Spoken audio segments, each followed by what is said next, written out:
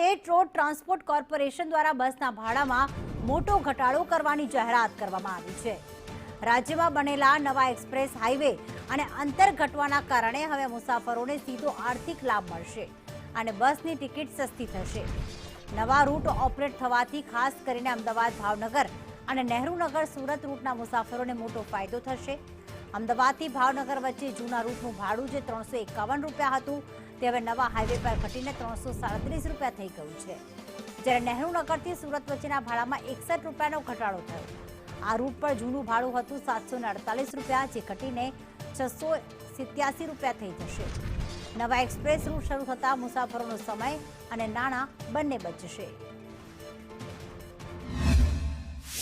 અમદાવાદથી ભાવનગરનું આપણે જૂના રૂટનું ભાડું હતું 351 રૂપિયા હતું, અને જે નવા હાઈવે તૈયાર થવાના કારણે અંતર ઘટવાના કારણે એસટીનું ભાડું 337 રૂપિયા થવા પામે છે, જેથી અમદાવાદ ભાવનગર વોલ્વોમાં 14 રૂપિયાનો ઘટાડો થવા પામે છે। અને મુંબઈ દિલ્હી એક્સપ્રેસ હાઈવે તૈયાર થવાના કારણે અમદાવાદ સુરતનું જે અંતર હતું તેમાં અગાઉ નહેરુનગર સુરતનું ભાડું 748 રૂપિયા હતું અને નવું ભાડું એ 669 રૂપિયા થવા પામે છે, એટલે 61 રૂપિયાનો ઘટાડો થવા પામેલ છે।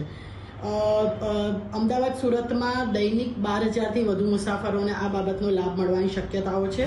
એસટી વિભાગની વોલ્વોમાં બસનો ભાવ વધારો જે હતો તેમાં હવે ઘટાડો કરવામાં આવ્યો છે, જેને લઈને પેસેન્જરોને રાહત મળી છે તેમ કહીએ તો કોઈ નવાઈ નથી, કારણ કે અમદાવાદથી ભાવનગર જતું એ 351 રૂપિયા જે વોલ્વોની ભાડું હતું, જેમાં 337 કરવામાં આવ્યું છે, એટલે કે 14 રૂપિયાનો ઘટાડો કરવામાં આવ્યો છે। તો નહેરુનગરથી સુરતનું 748 રૂપિયા હતા, જેના હવે 687 એટલે કે 61 રૂપિયાનો ઘટાડો છે તે કરવામાં આવ્યો છે, જેને લઈને પેસેન્જરોને રાહત મળી છે, સાથે સાથે ભાવ ઘટ્યા છે।